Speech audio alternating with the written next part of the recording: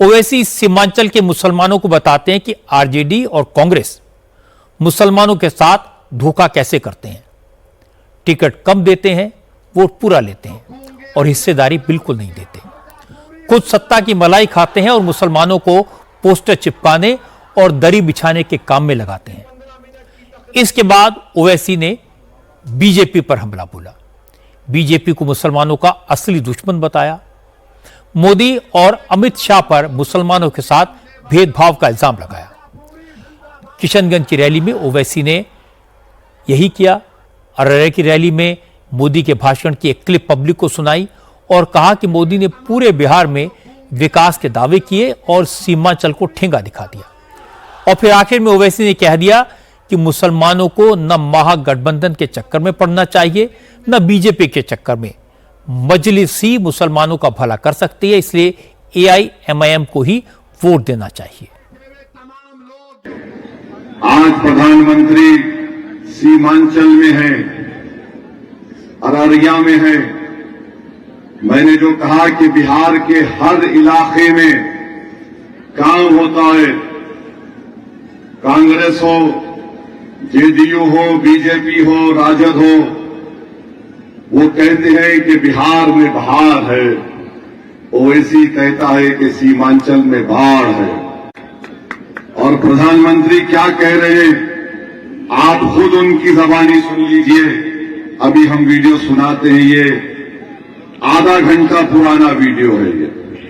ये सरकार में नीतीश जी ने बहुत मेहनत से बिहार को जंगल राज से बाहर निकाला। 2014 में डबल इंजन की सरकार बनने के बाद बिहार के विकास में नई तेजी आई है। पटना में आईआईटी खुली है, बोधगया में आईआईएम खुला है, पटना में एम्स खुला है, दरभंगा एम्स का काम तेज गति से चल रहा है। वीर कुंवर सिंह सेतु ये पूरा कहां बनाया गया? पटना में। कई ऐसे राज्य हैं जहां पर पूरा कहां बनाया गया? दरभंगा में। बंगाल की बात करें वहां पर और देश का प्रधानमंत्री आके बोलता कि सीमांचल में घुसपैठ किया है। कैसे देखते हैं? इनकी जबान से सुना आपने, पटना में ये बना, पटना में वो बना, पटना में ये बना दिया, पटना में इंटरनेशनल स्पोर्ट्स कॉम्प्लेक्स बना दिया, दरभंगा में एम्स बना दिया और सीमांचल को क्या दिया? गाजर की पूंजी दिया खाली।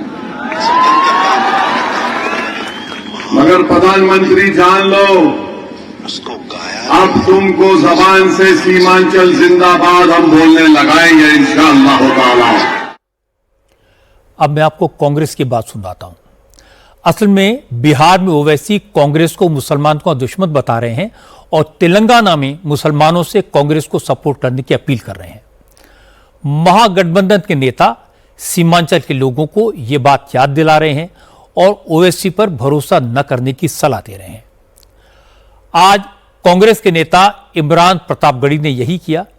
जिस इलाके में ओवैसी की सभा हुई थी, उसी इलाके में इमरान प्रतापगढ़ी पहुंचे। उन्होंने कहा कि ओवैसी दो मुही बातें करते हैं, जहां जिसकी सरकार होती है उसके हिसाब से बात करते हैं, इसलिए मुसलमानों को ओवैसी पर यकीन नहीं करना चाहिए।